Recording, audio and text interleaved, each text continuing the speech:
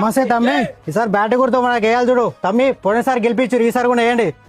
నువ్వు ఐదే ఏం చేసినావు ఊరికి కిందకి వచ్చిన పైసలు తిన్నా మార్చా ఉండవు. నువ్వేం చేసినావు ఊరికి కిందకి? సిగ్గు లేకుండా మళ్ళీ ఊర్లాగా వచ్చినావు. నువ్వు ఆగనా? నీకు ఈ తెలివి ఓటేసేటప్పుడు ఎక్కడ పోయిందిరా? ఓటేస్తే ఎన్ని పైసలు ఇస్తావు, ఎన్ని కోటలు ఇస్తావు అని అడిగినావు, కానీ గెలిస్తే ఊరికేం చేస్తావు అడిగినావా? అరే మీకు మందు దాపి పైసలు 20 లక్షలు అప్పు చేసుకొని మరి గెలిచిండ్రా సర్పంచ్. ఇప్పుడు గవర్నమెంట్ నుంచి వచ్చిన పైసలు తింటున్నాడు.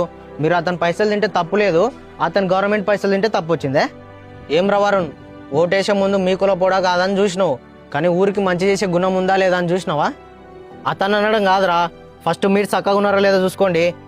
అరే ఓటు వేయడానికి చూడాల్సింది ఎన్ని కోట్రలు ఇస్తున్నాడు, ఎంత డబ్బు ఇస్తున్నాడు అని కాదురా, గెలిస్తే ఊరికి మంచి చేసే గుణం ఉందా లేదా. ఓటు వేయడానికి చూడాల్సింది కులం కాదురా, వాడు నిజాయితీ పరుడా కాదా చూడాల్సింది అది. సర్పంచ్ని ఎన్నుకోవడం అంటే 5 సంవత్సరాల మన ఊరి భవిష్యత్తుని ఎన్నుకోవడం.